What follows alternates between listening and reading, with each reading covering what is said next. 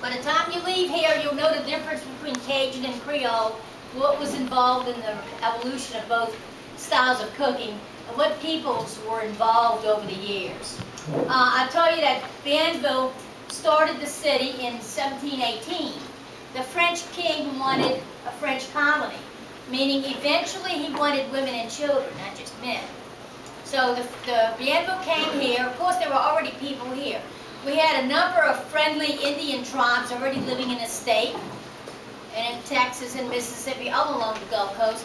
We had a lot of islanders and people from Western Europe that had come over the years, especially Spaniards. Remember, the Spaniards started coming to this country in the late 1400s, the islands and then the country, from California all the way to Florida for the most part.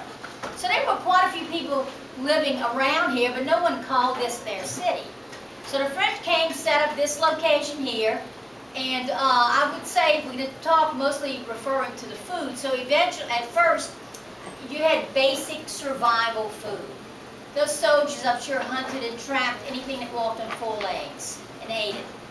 And of course, they got help from the Indians and the other people that were here, because it was a new territory to them, new animals, new plants. They didn't know what to eat or how to eat it or how to open them, if they were oysters, for example.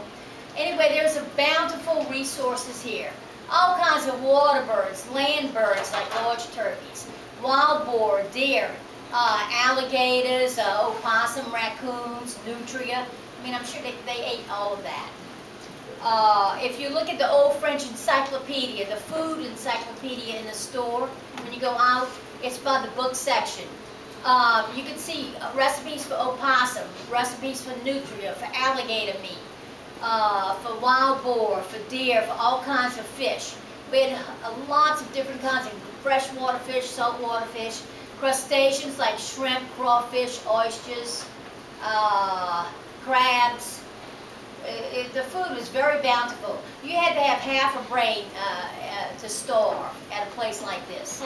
There was so much stuff to eat. So after the French had been here, built some crude houses and all, they had been here a while, I guess they got tired of cooking their own food, they asked the king to send some women. Well, by that time there were no takers. The women heard what a horrible place that was. You got to be kidding. The air is always damp. You never can dry clothes in it, even on a hot day. Torrential down